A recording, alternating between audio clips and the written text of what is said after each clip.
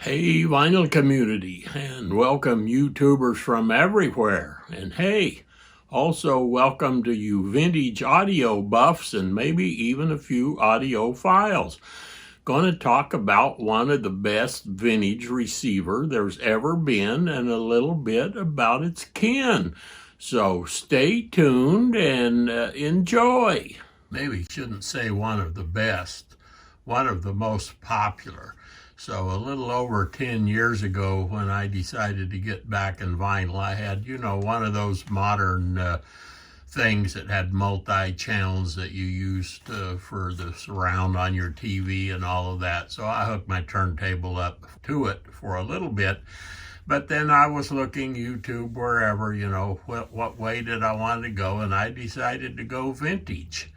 And one of the most popular ones that you could see and hear people talk about and was reasonably available was the Marantz Model 2270. Now these were built from 1971 to 1975. And back when these were new, I couldn't afford one. Now I had a stereo system back then. I don't remember what the amp was. So it's fun to go back and get something that you couldn't afford when you were younger. There's a lot of great things to the features to this unit. 70 watts per channel. They were relatively readily available. I got this unit off of eBay. This unit weighs almost 40 pounds. Yeah, it's a little bit of a hunk. Back then, $450, I think, plus shipping, and it was in good working order. Everything worked. I got it, yeah, everything worked. Of course, one that's not been gone through, it didn't take too long before something didn't work, etc. So I took it in and found a vintage repair guy in the Sacramento area and had it gone through. One of the things about these, besides how great they sound, how attractive they are, wanted my primary listening to be vinyl records, and so the phono preamp in these Marantz from this period were very highly rated. When I found my vintage audio repair guy, he would not work on any piece of equipment made after 1984. I'm not sure what that date was, so the golden era for vintage stereo receivers, 1970 to 1980 and maybe into the early 80s. And so that's one of the things that makes these attractive. And they're also a good investment. This unit's worth 4 times what I got in it now in the current market. And so that's another reason to have them. They're relatively common. They're fixable. You can get most of the parts. Few things are starting to get hard to get on a bunch of vintage stuff. They're repairable. 70 watts per channel. And of course, when people test these on the bench, they're usually putting out closer to 80 watts, but more than enough power for the vast majority of speakers we use. I've never had a pair of speakers that needed more power than these. When I got back into vinyl, here is the unit I had, which I bought new in 1980. A really nice Kenwood, still in good condition.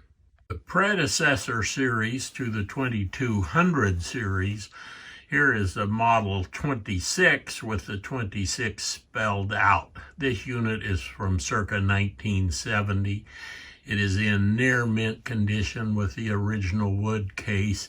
It's been gone through and cleaned up and works perfectly and is really a nice unit. But yeah, those earlier units were not quite up to the 2200 series that came after. The Model 26 here had a whopping 15 watts per channel. They had a Model 22 up to a Model 28. Yeah, and if you really needed the big power, the Model 28 would give you 20 watts per channel.